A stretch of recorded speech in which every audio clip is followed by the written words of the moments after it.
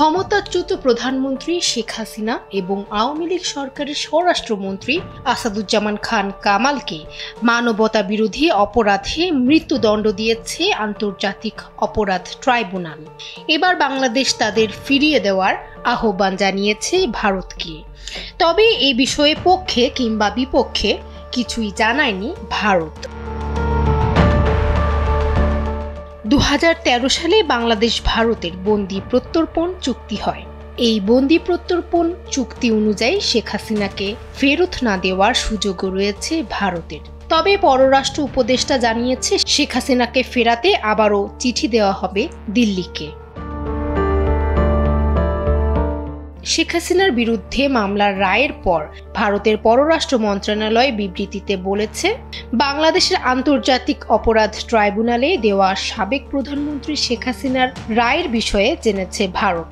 নিকট প্রতিবেশী হিসেবে ভারত বাংলাদেশের জনগণের সর্বোচ্চ স্বার্থের বিষয়ে প্রতিশ্রুতিবদ্ধ, যার মধ্যে দেশটির শান্তি, গণতন্ত্র, অন্তর্ভুক্তি এবং স্থিতিশীলতার বিষয় রয়েছে।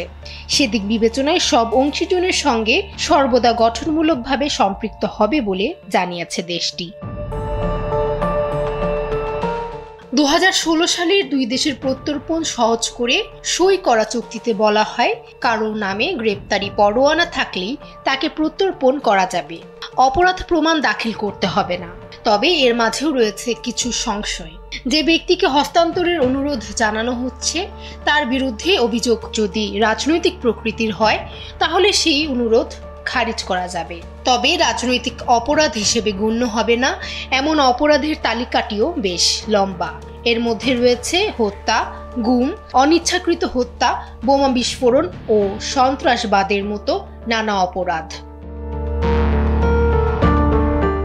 প্রত্যর্পণ চুক্তি অনুযায়ী যদি অনুরোধ প্রাপক দেশের মনে হয় অভিযোগগুলো শুধু ন্যায় বিচারের স্বার্থে সরল বিশ্বাসে আনা হয়নি, তাহলে তারা ফেরত দেওয়ার অনুরোধ নাকচ করতে পারবে।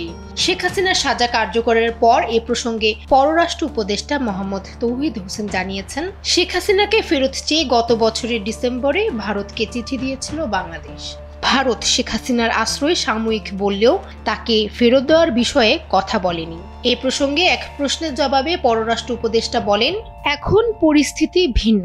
বিচারিক প্রক্রিয়া সম্পন্ন হয়েছে এবং তারা দোষী সাব্যস্ত হয়েছেন। ফেরত দেওয়ার অনুরোধ ভারত বাংলাদেশের বিদ্যমান দ্বিপক্ষীয় প্রত্যর্পণ চুক্তির অধীনেই জানানো হবে। ডেস্ক রিপোর্ট, সময়ের আলো।